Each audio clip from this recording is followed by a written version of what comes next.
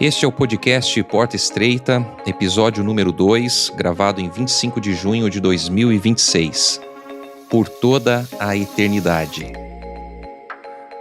Olá, seja muito bem-vindo a mais um episódio aqui do podcast Porta Estreita. Eu sou o pastor Alberto Júnior e que bom ter a sua companhia conosco aqui para mais este episódio.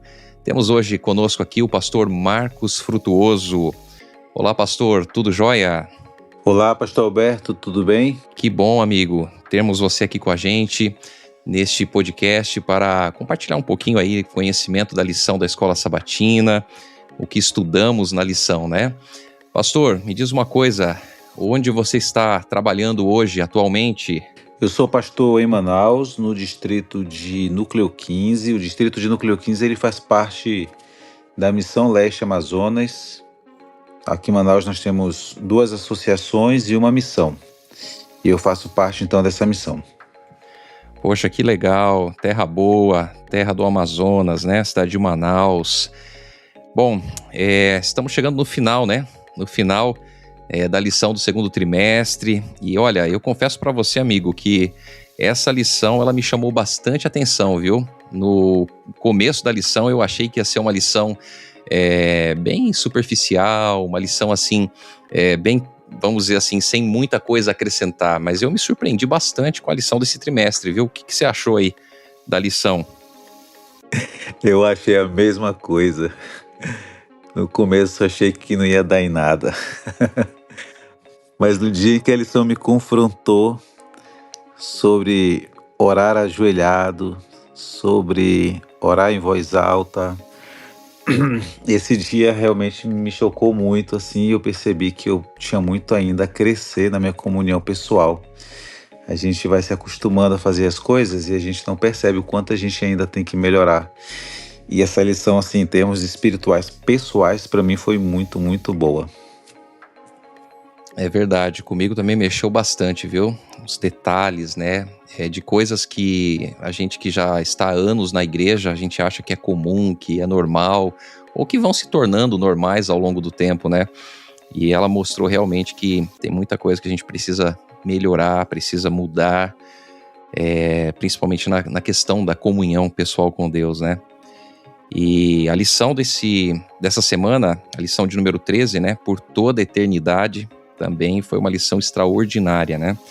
E o verso para memorizar, o famoso verso áureo, 1 João capítulo 3, versículo 2. Mas antes, vamos começar, né? Fazendo uma oração, agradecendo a Deus. Vou te chamar de Marcos, tá bom? Vamos Tranquilo. Pelo nome fica mais fácil. Marcos, você pode orar pra gente? Santo Deus, muito obrigado, Senhor, por essa lição que durante esse trimestre confrontou nossos próprios comportamentos a respeito da comunhão. Te pedimos misericórdia e perdão, Senhor, se temos apenas feito isso de maneira automática. Nos ajuda a sermos pessoas que realmente te buscam como quem tem sede, como quem tem fome, e ajuda-nos a aprofundar a nossa comunhão. Que a lição que vamos estudar agora, que fala a respeito do céu, seja a conclusão de tudo aquilo que vimos. Aqueles que amam o Cordeiro, aqueles que gostam de estar com Jesus, que de fato um dia eles estejam face a face com Ele, convivendo de maneira pessoal com Ele, como sempre fizeram na terra a respeito, orando, estudando a palavra, mas agora de uma maneira pessoal e visível. Nos abençoe nesse estudo, em nome de Jesus, amém. Amém, Pai, amém.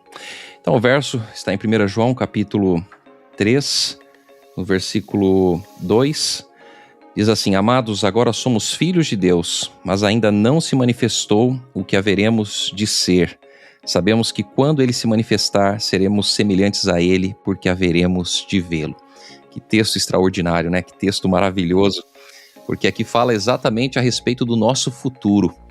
E quando a gente fala do futuro, a gente fica se perguntando, né? O que vai vir à nossa frente, né? O que vai acontecer, como que vão ser as coisas, né?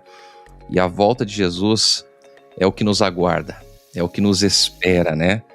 E aí a lição, ela introduz aí o assunto, né? Falando exatamente a respeito do futuro, a respeito da volta de Jesus, a promessa que Jesus ele fez para cada um de nós e que a gente precisa fixar, né, o olhar em Jesus. E quando a gente fala da volta de Cristo, parece que a gente está tão perto da volta de Cristo, mas ao mesmo tempo tão longe, não é mesmo? Uhum. Eu gosto que a lição fala a respeito do cumprimento das promessas dele, né? Ele é fiel em cumprir as suas promessas. E quando eu penso nas promessas de Deus, eu gosto muito de pensar algo que é sobre a nossa salvação. Nós olhamos para o passado e vemos o Cristo pendurado ali na cruz, cremos nisso e por causa dele nós somos salvos.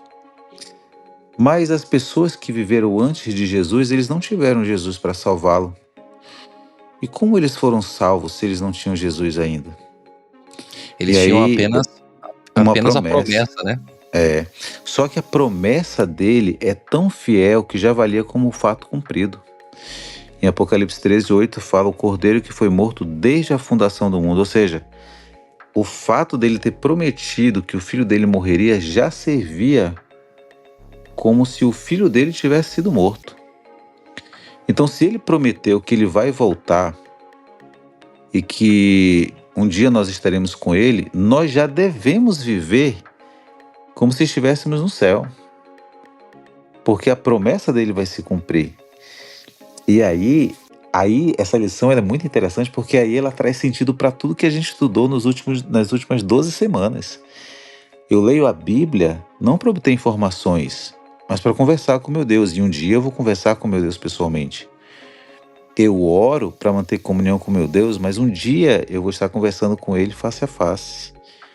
O meu comportamento, ele deve manifestar que eu sou discípulo dele, porque um dia eu vou estar diante dele e vou me comportar como um discípulo dele. Então, tudo isso que a gente estudou por 12 semanas, nada mais é do que o preparo para a grande promessa que será um dia cumprida, que é estar junto dele. Então, pessoas que amam a Jesus, elas falam de Jesus para outras pessoas porque o amor que elas têm por Jesus é tão grande que elas não conseguem se calar. Então, o trabalho missionário não é um fardo, ele é um privilégio, né? A nossa ética, ela é a ética de Cristo porque eu me pareço com ele, eu ando com ele, eu sou discípulo dele. E no final, então, tudo vai se concretizar através da volta dele e, obviamente, nossa morada eterna, né? Então, a lição, ela vem falando, ela vem literalmente sendo a cereja do bolo, né? Pra gente coroar tudo que a gente estudou aí por 12 semanas. É algo extraordinário, né? Quando a gente começa a pensar, começa a imaginar ali a respeito da promessa, como você mencionou, né? Como a lição ela trouxe para nós também, que a promessa de Cristo, né? A palavra de Cristo, ela vai se cumprir independentemente de qualquer coisa, né? E a volta de Jesus, o fim de todas as coisas, né?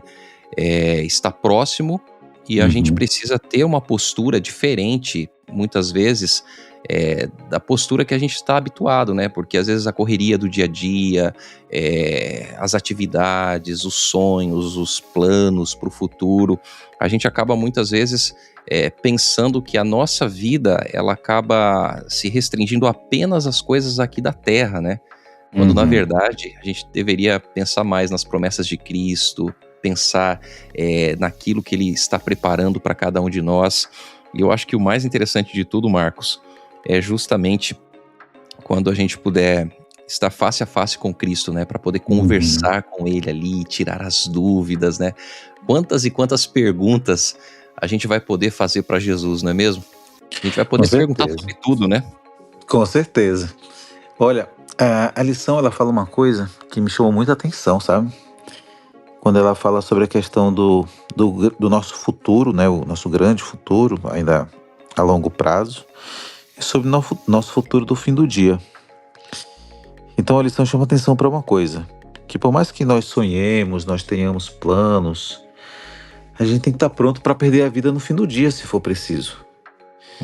Então a comunhão é importantíssima, porque a gente quer o futuro, né? A gente quer viver mais, a gente quer ser feliz. Mas no final das contas, o maior de todos os futuros é a vida eterna. Então, por mais que a gente tenha alguns planos aqui na Terra, a pergunta é: eu estou pronto para viver a eternidade? Porque não adianta eu me preparar apenas, quem sabe, para um vestibular ou para uma entrevista de emprego ou qualquer coisa do tipo. A pergunta essencial que a lição traz para a gente, e não só dessa semana, mas toda, né? Você é uma pessoa que anda com Cristo hoje? O dia de hoje, ele é suficiente para você? Então essa pergunta me faz muito pensar sobre a importância da comunhão. Da comunhão, sabe, Alberto?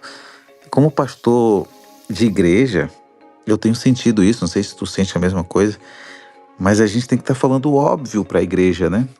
Uhum. Sobre comunhão, sobre leitura da Bíblia, sobre oração, sobre se afastar do pecado. É óbvio que esse é nosso trabalho também, mas isso parece refletir que as pessoas estão tão distantes de Cristo que elas não estão fazendo o óbvio. E a lição me chama a atenção por causa disso, porque ela está perguntando: você está pronto para hoje? E se seu dia não chegar ao fim, você estaria pronto? Então a gente tem sonhos da eternidade, mas esse sonho da eternidade ele só vai se cumprir se o meu hoje estiver resolvido com Deus. Então ele vai e cita Tiago, né?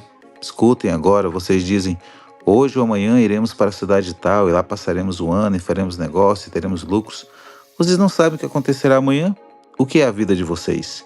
Vocês não passam de neblina, que aparece por um instante e logo se dissipa. Então essa advertência ela é muito, muito forte para a gente.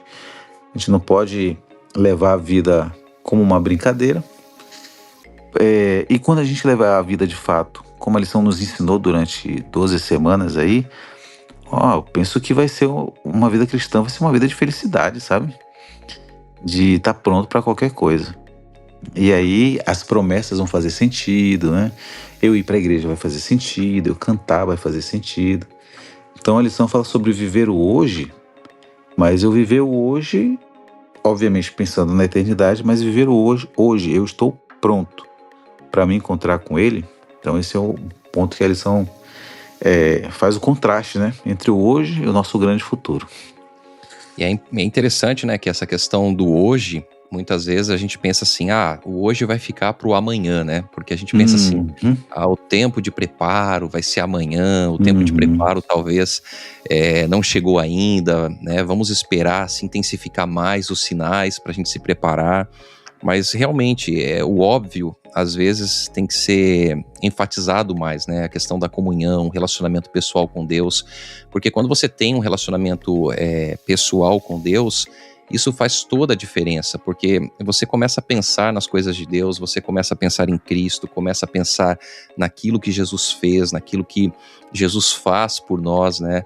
E você começa a viver o hoje um pouquinho do céu, né? Você começa a pensar no céu como se você já estivesse lá. Então, a comunhão com Deus é algo importante. E quando a gente fala sobre comunhão com Deus, às vezes a gente também percebe que muitos irmãos e irmãs, eles também não sabem, né, o que é ter comunhão com Deus, né, o que é se relacionar com Deus. Porque às vezes a gente pode cair no erro de pensar que a comunhão com Deus, ela tem apenas em seguir ali um roteiro, vamos dizer assim, de estudo da Bíblia, de oração pela manhã, né? E a comunhão é muito mais do que isso, né? É muito mais do que isso. Tem uma frase que hoje é muito usada, né, no meio religioso, que é viver o extraordinário. A gente usa essa expressão aí, e às vezes esse extraordinário, ele está limitado a uma programação de fim de semana, né, ou que sabe, de um domingo ali, de um sábado. Viver o extraordinário, onde as pessoas têm aquele êxtase ali pelas músicas, pela boa pregação e tudo mais. Mas, na verdade, quem vive o extraordinário de Deus é quem aprendeu a viver o ordinário. O ordinário. Acordar, conversar com Ele na calmaria, lendo a Bíblia, orando, sem precisar fazer selfie, sabe? Sem precisar postar. Nada disso, mas ter saudade do Deus que salvou. É você e Deus, né? Você e Deus, o seu momento pessoal com Deus ali. E às vezes você tem que fazer na força do ódio, como falam, né? Porque às vezes você tá cansado, você tá esgotado fisicamente, e fala assim: ah, poxa, queria dormir só mais um pouquinho, né? Só Mais mais um 5 pouquinho, minutinhos. mais 5 minutinhos. E eu lembro de um pastor que dizia o seguinte, que a salvação de muitas pessoas, ela está muitas vezes condicionada a acordar 30 minutos mais cedo, né? 30 minutos mais cedo. É lógico que a salvação tem a ver com as obras, né? Com aquilo que a gente vai fazer como mérito para se salvar, mas é justamente de você estar na presença de Deus, né? De você buscar Deus, de você ter esse contato com Deus todos os dias. Isso faz uma diferença enorme. E quanto mais você está na presença de Deus, né, Marcos? Mais você sente o desejo, mais você sente a necessidade de buscar Deus todos os dias, né? Então, se hoje a gente busca Deus, um dia vai chegar que nós vamos buscar, nós vamos ver Deus face a face, vamos poder intensificar esse relacionamento com Ele agora, não através da oração, mas face a face, né? O que uma pessoa que não gosta de conversar com Deus, que não gosta de ouvir Deus através da sua palavra, vai fazer no céu? Não Se ela faz já sentido, né? não faz sentido, ela não gosta aqui, vai fazer o que lá? Nós somos criados para viver perto de Deus. Foi para isso que Ele criou, para a gente ver, para a gente gostar dele. Então, você falou aí na questão da força do ódio, né? Eu acredito que talvez uma pessoa possa até começar assim, mas se ela fizer isso direito, logo logo vai ser um prazer para ela. Vai ser algo que ela não pode viver sem aquilo. Então a gente precisa, né? Por mais que tenha essa fase, né, da força do ódio, que é a questão da disciplina, né? Por mais que eu faça apenas por disciplina, logo logo eu farei por prazer. E a gente precisa ter essa compreensão de que a gente foi feito, como diz Eclesiastes, né? Eclesiastes diz que nós temos a eternidade no coração. E a lição dessa semana ela vem justamente para falar que tudo isso que a gente pratica de comunhão, de leitura da Bíblia, de tudo mais, não vai satisfazer a gente. Não vai. Não importa o quanto você aprenda, se você é bom em aprender línguas bíblicas, se você é bom em fazer orações, não importa. Se você fizer isso direito, você nunca estará satisfeito. Porque no final das contas, o que você quer é a eternidade. E é lá que a gente tem que chegar, na eternidade. E não simplesmente, como você falou, no protocolo, né? Quem sabe, alguns têm até um checklist ali pela manhã. Ah, já fiz isso, fiz aquilo. A gente teve o jogo do Brasil, né? Uhum. E aí teve o conflito do culto e tal. E aí eu percebi, né, no meio dessas conversas essa semana, que algumas pessoas que iam para a igreja estavam meio que igual diz ali no livro de Isaías, não me toques porque eu sou mais santo do que tu, né? Porque eles iam para a igreja. Mas muitos desses, eles não acordaram cedo para orar, para ter comunhão, mas estavam achando que só cumprir aquele protocolo era suficiente, né? Uhum. Então a gente precisa... Não estou falando que não era importante ir para a igreja, estou falando sobre isso.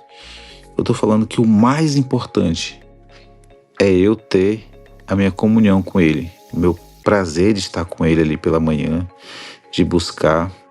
Eu gosto muito, uma vez eu ouvi um pastor falando sobre isso, ele falava que ir à igreja não é necessariamente o todo do alimento espiritual, né? Mas ali é a sobremesa. Uhum. O alimento espiritual é a minha comunhão pessoal. E na igreja é a sobremesa. O problema é que alguns estão fazendo da sobremesa o alimento principal. Eles vão na igreja, mas eles não se alimentam em casa. Não tem comunhão. Então, a gente precisa ter esse costume do face a face. Porque é lá que a gente vai chegar, né? Na eternidade, junto com Ele. E fica evidente, né? Fica evidente quando você tem um relacionamento com Deus, quando você busca Deus, quando você tem ali a sua comunhão pessoal com Deus, isso fica evidente na vida, na fala, né? Em todos os momentos a gente percebe que a pessoa ela tem um relacionamento com Deus, né? A postura muda em vários aspectos. Agora, a lição ela também comentou, Marcos, em relação ao que Jesus vai fazer, né? Por ocasião da sua volta, a primeira coisa que ele vai fazer por ocasião da sua vinda, que vai ser ressuscitar os mortos, né? Que descansam, que aguardam a volta de Cristo. E eu fico imaginando, a gente não sabe se vai estar vivo, né, por ocasião da volta de Cristo, ou se a gente vai ser ressuscitado, né? Mas imagina aqueles que morreram aguardando a volta de Cristo ressuscitarem e contemplarem, né, a face de Cristo. É uma coisa que a gente não consegue nem, assim, imaginar, porque os vivos, por ocasião da volta de Cristo, eles vão estar passando ali por todo aquele momento e tal, e eles vão olhar, vão ver a nuvem ali, né, se aproximando e tal, mas os mortos em Cristo, quando ouvirem a voz de Cristo, eles vão ressuscitar, né, transformados, glorificados, e eles vão ver Jesus face a face. Vai ser algo maravilhoso, né? E aí então vai se cumprir, né? Vai se cumprir o maior prazer da vida deles. Eles vão se encontrar com aqueles que eles já estavam acostumados. Eu gosto sempre de pensar também naquela passagem lá de Mateus, quando eles assim, nunca vos conheci. E aí uma vez eu ouvi uma pregação de um pastor que ele dizia assim, sabe por quê? Porque Jesus vai falar assim, nunca vos conheci? É porque eles não tinham comunhão um com o outro, né? Nem Jesus conversava com ele, nem ele conversava com Jesus. Talvez eles não frequentavam os mesmos lugares, talvez eles não frequentavam nem a mesma igreja, né? Jesus não estava nem na igreja dele ali. Ele foi falando uma série de ilustrações e tal. Então é possível que a gente esteja na igreja, com uma Bíblia na mão, cumprindo um protocolo, porque esse pessoal de Mateus 7, Jesus fala, eles vão falar para Jesus, mas nós fizemos milagres em teu nome nós expulsamos demônio, em teu nome, né, fizemos isso, em teu nome fizemos aquilo. E Jesus vai falar, eu não conheço vocês. Então, a gente... Vai ser um choque, né? Um choque de realidade ali. Um choque de realidade. Então, a gente só precisa dar uma conferida se a gente está no lugar certo, fazendo a coisa certa, né? Para então ter esse momento glorioso da ressurreição. Eu tenho pessoas que eu aguardo ressuscitarem, né, quando Jesus voltar. Eu perdi minha mãe em 2018 e ela era muito nova, né, por ocasião da morte dela. E antes de eu perder minha mãe, eu não conseguia entender bem essas passagens. A gente prega, né, mas outra coisa é você perder uma pessoa. E aí você entende o anseio, né, da volta de Jesus. E eu tenho esse anseio comigo, sabe, da gente rever as pessoas. E é para isso que a gente trabalha, né, é para isso que a gente prega, porque a gente quer ver a volta de Jesus. E aí, de fato, ter um fim na história desse mundo. Um certo autor adventista, ele falou assim, que a igreja adventista ela tem só um problema para resolver. Resolveu esse e resolveu todos. Que é, Jesus ainda não voltou. Então, assim, a gente às vezes quer ter soluções paliativas, né, para os problemas aqui desse mundo. Mas não existe. Esse ano é ano de eleição, a gente vai ouvir promessas, a gente vai ouvir cada um com uma solução melhor do que o outro. Mas, como adventistas do sétimo dia, para nós só existe uma solução, que é a volta de Jesus. Então essa é a única solução de todas as coisas. Quando ele voltar, tudo vai se resolver e a gente vai poder conviver com ele para sempre. A volta de Cristo, nós deveríamos falar mais, deveríamos viver mais, sonhar mais a respeito da volta de Jesus, né? Porque realmente tudo vai ser resolvido por ocasião da volta de Cristo, né? E às vezes as questões aqui na Terra, né? Às vezes os problemas são resolvidos de forma paliativa e tudo vai se resolver justamente com a volta do Senhor, né? E aí então a lição ela traz aqui também a respeito da noiva, né? Da noiva. E um ponto interessante porque João estava exilado lá em Pátimos, né? E recebeu ali a visão a respeito da reunião eterna com Deus e ele compara, né, a Nova Jerusalém a uma noiva enfeitada para o noivo, né? E a lição diz que E isso vai transmitir ali beleza, pureza, alegria, né? E o começo da vida eterna com Cristo Jesus. Então, quando a gente fala de casamento, a gente sabe que a pessoa mais aguardada, mais esperada, não é o noivo, né? É a noiva. E aqui a gente sabe que a Nova Jerusalém, ela é considerada a noiva, né? E a igreja também é considerada a noiva, né? A noiva de Cristo. E o casamento, ele marca, né? Ele marca um novo começo para os noivos, né? É vamos dizer assim, uma nova vida que eles vão começar juntos, né? Um novo momento, um relacionamento, né? Então, a mesma coisa vai ser o nosso relacionamento com Cristo. Então, imagina quando a gente chegar na Nova Jerusalém, a gente contemplar, né? Tudo que Deus preparou, que Deus fez. Vai ser algo que realmente vai ficar... Eu costumo dizer assim, que vai ficar gravado por toda a vida, justamente por quê? Porque vai ser aquele momento impactante, né? Aquele momento impactante quando a gente poder contemplar tudo aquilo que Jesus está preparando por cada um de nós. Colossenses 3:2 fala assim: pensem nas coisas lá do alto e não nas que são aqui da terra.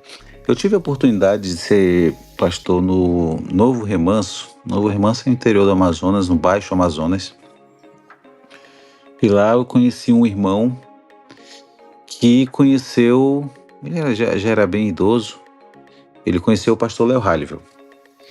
E o pastor Léo Halivel, ele saía de Belém e ele subia então o Rio Amazonas e ia até Manaus. E depois ele voltava para Belém. Ele fazia esse circuito aí, às vezes se estendendo ali até Maués, né? Um pouco mais para baixo. Mas o circuito dele basicamente era esse. Era de Belém até Manaus e de Manaus até Belém durante a cheia do rio. Significa que ele passava nas igrejas 2 vezes por ano. Quando ele ia e quando ele vinha. Às vezes ele passava uma vez só, ou na ida ou na volta. E aí esse irmão me contava essas histórias e tal. Aí eu tive uma curiosidade, eu perguntei dele assim: irmão, ele passava aqui 2 vezes por ano. Sobre o que ele pregava? E aí ele me falou uma coisa que eu nunca esqueci, Alberto. Ele disse: pastor, ele só pregava sobre uma coisa, sobre a volta de Jesus. Olha só que interessante. E eu fiquei pensando, sabe, os sermões daquele tempo, década ali de 40, 50, 60, eles só falavam sobre a volta de Jesus. O único interesse deles era a volta de Jesus. Tudo o mais era conduzido por esse pensamento: Jesus vai voltar. Então, por exemplo, perguntas de pode ou não pode era respondido com uma coisa: Jesus vai voltar. E se eu estiver fazendo isso? Então eu não posso fazer isso. A família era conduzida por essa promessa, tudo era por isso. Então, ser a noiva é ser a pessoa que está se guardando para o noivo, que está esperando o noivo, que está ansiosa pelo noivo. Então, a gente só vai ter esse casamento se agora a gente for a noiva. Então, a Bíblia descreve o casamento final ali em Apocalipse. Mas o nosso comportamento tem que ser de noiva. Tem que esperar o noivo, tem que gostar do noivo, tem que ter saudade do noivo, né? Então a gente precisa ter esse comportamento de noiva agora, para no final então se cumprir de nós sermos essa noiva. Porque aqui na lição fala sobre a Jerusalém como noiva e fala que nós também somos, que a própria igreja, que as pessoas são a noiva. Então a gente precisa ter esse comportamento de noiva, ansiando aí por esse encontro final. É algo que precisa estar no nosso coração, né? E talvez assim, uma pergunta para a gente pensar e refletir, né? Por que será que a gente deixou tanto de falar a respeito da volta de Cristo? O que será que tem acontecido, na tua opinião, Marcos? Olha, eu acho que a gente tem se preocupado com tantas outras coisas, procurando nossas próprias soluções, né? A gente sempre tem uma estratégia, a gente sempre tem uma ideia de como resolver, mas como eu falei ainda há pouco, eu acredito que a gente tem que colocar a volta de Cristo como a verdadeira solução para os problemas nossos. Obviamente que a gente tem que lidar com todos eles, né? Mas a volta de Jesus é que vai resolver tudo isso. A gente se tornou suficiente, né? na nossa pregação, a gente tem as soluções, a gente tem as nossas próprias ideias, a gente tem... Às vezes a gente quer ser, digamos assim, andar na moda, né? Com certos pregadores aí, pregar com certas pessoas, pregar certos assuntos. E assim o básico vai ficando para depois. Na igreja onde eu cresci, eu lembro de pregações, Alberto, assim, as quais eu nunca mais ouvi. E que hoje eu tento pregar, né? Tenho feito na minha igreja uma série sobre Daniel, por exemplo, falando ali sobre as profecias e tal. Daqui pro mês de agosto eu vou começar uma de Apocalipse e tal. Mas eu percebo que essa pregação parece que não é tão atrativa, né? Mesmo a gente lutando ali para colocar, quem sabe, numa linguagem mais fácil, né? Trazendo algumas ilustrações e tal. Porque a gente tem massageado o ego das pessoas e é isso que elas querem. Enquanto o evangelho verdadeiro, ele nos confronta. Você vê ali quando Adão peca, Deus ele vai ter uma conversa séria com ele sobre o que ele fez, sobre o que Eva fez, sobre o que a serpente fez. E o evangelho de hoje, ele é mais ou menos assim, é sobre o que fizeram com você. É um evangelho dos traumas sociais. O que fizeram com você? Porque você, na verdade, se tornou uma vítima do que fizeram com você. Mas o evangelho verdadeiro, ele é um confronto. O que você fez? Você é culpado. Você tem que se arrepender e tem que mudar. Então, ser a noiva é assumir a postura de noiva. A gente precisa assumir a postura de noiva e não achar que nós somos uma vítima dos nossos traumas emocionais. E às vezes parece que as pessoas querem ir para a igreja, né? Justamente para que elas sejam ali mimadas, né? Elas sejam ali consoladas, né? Porque são vítimas e tal. E realmente eu também tenho percebido bastante isso, né? Que às vezes quando você vai falar sobre a volta de Cristo, é algo que talvez não desperta, não chama assim a atenção das pessoas como no passado. Eu acho que talvez, Marcos, além de tudo isso que você falou, uma outra coisa que contribui bastante é a questão do tempo, né? Porque as pessoas estão cada vez mais numa correria, numa agitação, priorizando um monte de coisas, e parece que a volta de Cristo, elas até creem que vai acontecer, mas elas imaginam assim, ó, isso aí vai ser no futuro lá na frente, né? Lá na frente, e quando estiver lá na frente eu vou me preocupar com a questão da volta de Cristo, né? E aí todas as outras coisas, elas ficam sem ser resolvidas justamente por quê? Porque a volta de Cristo é apenas uma teoria, né? Não é uma coisa prática, uma coisa que as pessoas estão vivenciando todos os dias na vida delas, né? E aí a lição, né, quando vem trazendo aí como título na quarta-feira, seguindo o Cordeiro, né? Essa parte é muito boa. É algo extraordinário, né? Porque por que eu quero ir para o céu, né? Qual é o objetivo de eu estar no céu? E aí eu achei muito interessante, porque a autora, né, ela colocou aqui alguns pontos que chama bastante a atenção, né? Porque ela diz assim, olha, por que a criança quer ir para o céu, né? E aí eu me lembro que quando era criança, meus pais diziam, ó, você vai escorregar no pescoço da girafa, vai poder brincar ali com o leão e tal. E aí cada grupo, né, cada faixa etária, ela vai colocando aqui algum ponto. Mas a grande questão é por que a gente quer ir para o céu? Eu falei ainda há pouco, né, e a lição de quarta-feira é que fala isso, né? A gente precisa entender que eu ando com o Cordeiro agora para eu andar com o Cordeiro depois. Então toda essa questão de... Tá aqui, ó, a lição diz assim: João Batista apresentou Jesus como Cordeiro de Deus e 2 dos seus discípulos o seguiram. E nós faremos o mesmo. E ele cita Apocalipse 14:4. Eles seguem o Cordeiro por onde quer que vá. Mas para desejarmos segui-lo no céu, precisamos primeiro segui-lo aqui na terra. E o que é isso? É comunhão, a mais básica de todas. Diária, pessoal, prioritária, ou seja, pela manhã de preferência. O Salmo fala muito isso, né? Despertei amanhã com a minha música, com o meu louvor. Então, isso é andar com o Cordeiro. né? Esse prazer da comunhão. Então, a gente precisa ter esse anseio pelo céu, pelo Cordeiro. Pelo Cordeiro. O céu não vai ter nenhum sentido se Jesus não estiver ali. Eu tenho sentido, e aí vai ficando a dica aqui, né, digamos assim, para os nossos irmãos que pregam, quem sabe. Jesus, ele não pode estar fora do nosso sermão. Uhum. Eu tenho revisitado, sabe, meus sermões, e eu tenho encontrado sermões meus que não tem Jesus. Uhum. E eu estou colocando Jesus em cada um desses sermões. Eu não estou terminando mais nenhum sermão meu sem falar de Jesus. E eu tenho tentado, inclusive, falar para os anciãos, né, para a liderança da igreja em geral sobre isso, tentando ensinar eles a fazer isso também.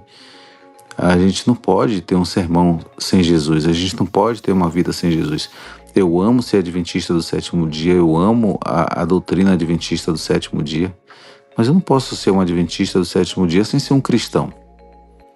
Então, Cristo, né, na nossa vida, Cristo nas nossas palavras, Cristo na maneira como a gente pensa. Minha vida precisa estar encharcada de Cristo, para eu desejar, então, estar com Cristo durante toda a eternidade. A gente precisa... No céu, pode falar. No céu não vai ter ninguém desconhecido ali, né? Que não conheceu o Cordeiro, que não esteve, né, em comunhão ali com o Cordeiro, né? Eu tenho um outro sermão que eu falo sobre o céu, né? E é muito engraçado. Esse foi um dos sermões que eu revisitei um dia desse, tempo desse atrás aí. E eu falo sobre o céu, mas eu vi que não tinha Jesus no sermão. E eu falei sobre falava, né, sobre o quão interessante era o céu e tal. Mas eu percebi que não tinha Jesus. Eu falei, nossa, como é que eu fiz um sermão sobre o céu, mas não tem Jesus no sermão, né? Então, assim, a gente precisa revisitar a maneira como a gente pensa, como a gente prega, porque nada faz sentido sem Jesus. É verdade. E o maior motivo, né? O maior motivo para estarmos no céu é justamente Cristo, né?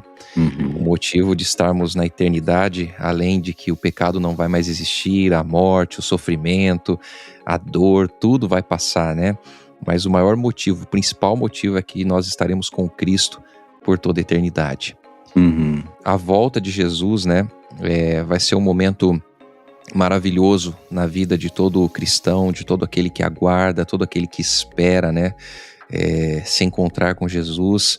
E realmente só vai fazer sentido estarmos no céu se aqui na terra, né, nós buscamos a Deus, nós nos relacionamos com Jesus, nós aguardamos, né, esse encontro maravilhoso com Cristo, né?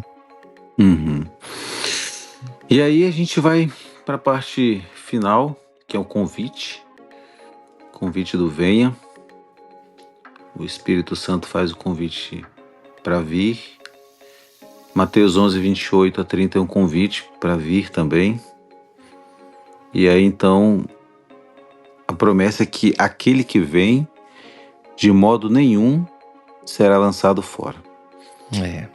E aí vem a parte da gente sentir a urgência de cooperar com o Espírito Santo e fazer convites para outros também. A gente precisa ter essa urgência. Trabalho missionário não é uma coisa do pastor, do obreiro bíblico, né, do ancião. Eu sempre falo que você não precisa saber dar um estudo bíblico, ser missionário apenas no sentido de dar um estudo bíblico, mas você precisa ter um espírito missionário. E o espírito missionário é a vontade de fazer, de falar. E obviamente Deus vai te ajudar a encontrar os meios, né, de como fazer isso. Sim, e é uma coisa que a gente precisa compreender, né? Porque a boca fala daquilo que o coração tá cheio, né? Então, se nós estamos cheios do Espírito, se nós estamos cheios de Deus, nós vamos testemunhar, nós vamos falar. E assim, o estudo bíblico, eu costumo dizer assim, que não é uma questão de você saber ou não saber apenas, né? É uma questão de você testemunhar as verdades que você conheceu, as verdades que você aceitou para outras pessoas. E isso surge de uma forma, vamos dizer assim, de uma forma natural, né? De uma forma onde você comenta, você fala para o teu amigo, para as pessoas da tua família, porque Jesus mudou a tua vida, né? E em relação à volta de Cristo, a gente observa que é uma mensagem urgente, né? Uma mensagem que a gente deve proclamar, a gente deve falar, a gente deve anunciar a respeito da volta de Cristo, porque a maior frustração do ser humano saber que ele teve todas as oportunidades, mas ele recusou, né? Ele recusou. E talvez o grande problema de muitos cristãos vai ser o seguinte: olha, eu estava na igreja, eu tinha toda a verdade, eu tinha todo o conhecimento, mas eu não vivi um relacionamento com Jesus, eu não me relacionei com Ele, eu não preguei, eu não falei, eu não anunciei a volta de Cristo. E será um momento assim, eu imagino, para aqueles que não se salvarão, né? Um momento de muita frustração, né? Porque todas as oportunidades, elas foram dadas, né? Foram dadas para que a pessoa pudesse aceitar Jesus, pudesse ter um relacionamento com Cristo e estar com Jesus por toda a eternidade. Uhum. Eu gostei muito dessa frase aqui, olha. Quão breve? Uma pergunta. Do nosso ponto de vista, quando fecharmos os olhos na morte, o próximo instante será a volta de Cristo. E considerando quão rápido a vida passa, Jesus virá para nós, aí abre aspas, sem demora. Achei isso muito interessante. E aí ele vem e diz: talvez nosso primeiro pensamento na ressurreição seja: Senhor, afinal, a tua volta foi mesmo muito breve. Eu achei, ou seja, no final das contas, vai ser breve para todo mundo, né? Exatamente. Vai ser breve para todo mundo. Para todo mundo. Porque nossa vida é breve aqui, né? Exatamente. A gente aqui, a expectativa de vida nossa aí, 76 anos, 80 anos, né? Mais ou menos a expectativa de vida, né? Uhum. E depois que morreu, vai ser como você deitar e simplesmente no outro dia abrir os olhos e se reencontrar com Cristo Jesus, né? Uhum. Marcos, que lição maravilhosa, que lição extraordinária, né? Que fechamento de trimestre Muito extraordinário, bom, né? E agora estamos, semana que vem, entrando no novo trimestre, no novo estudo, né? Uma nova lição. E nós queremos convidar você que nos ouve a estar conosco aqui todas as sextas-feiras aí, a partir da meia-noite, acompanhando aí essa conversa, esse bate-papo. Eu e o Marcos estaremos aqui conversando, dando aí os nossos comentários a respeito da lição. E a gente pede para que você compartilhe esse episódio para mais pessoas, né? Para que essas pessoas também participem conosco aí, conhecendo um pouquinho mais a respeito do conteúdo da lição, tá bom? Se você quiser me encontrar nas redes sociais, você pode procurar por @albejunior. E Marcos, se alguém quiser encontrar você nas redes sociais, como que o pessoal faz para te encontrar? Instagram, PR Frutuoso. Muito obrigado, Marcos, aí pela tua companhia. Que Deus abençoe bastante a tua vida e na semana que vem estaremos juntos novamente, hein, meu amigo? Com certeza. Um grande abraço para você, que Deus te abençoe e nós temos um encontro marcado na próxima semana. Até lá!